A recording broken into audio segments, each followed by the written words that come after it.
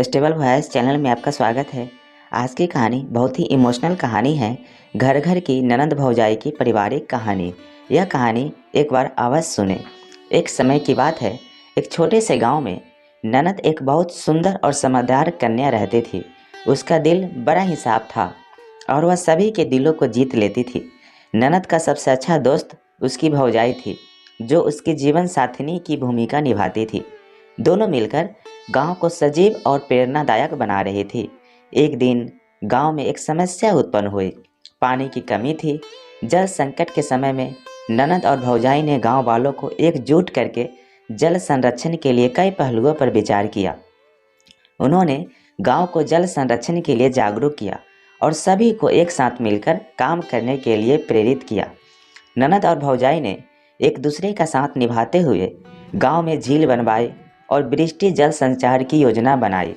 उन्होंने लोगों को समझाया कि छोटे छोटे परिवर्तनों से वे समस्याओं का समाधान कर सकते हैं। उनकी मेहनत और नेतृत्व में देखकर गांव वाले भी उनके साथ हो गए और उनकी मार्गदर्शन में गांव ने नए जल स्रोतों का निर्माण किया।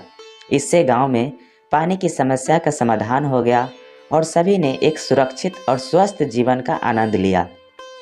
ननद और भौजाई की मेहनत ने गांव को एक नया दृष्टिकोण प्रदान किया और उन्होंने दिखाया कि सहयोग, नेतृत्व और उत्साह से किसी भी समस्या का समाधान संभव है। इसके बाद गांव में एक नया आत्मविश्वास बढ़ा और लोगों में सामूहिक उत्साह, उत्तेजना शुरू हुआ। इस कहानी से हमें यह सीखने को मिलता है कि मिलकर काम करने से ही हर समस्याओं का समाधान संभव पा सकते हैं और अगर हमारे साथ सहयोग है तो हम किसी भी मुश्किल को पार कर सकते हैं। कैसा लगा यह पारिवारिक कहानी कमेंट करके ज़रूर बताएं और इस चैनल पे नए हैं तो कृपया इसे लाइक, शेयर और सब्सक्राइब कर लीजिए। Thank you.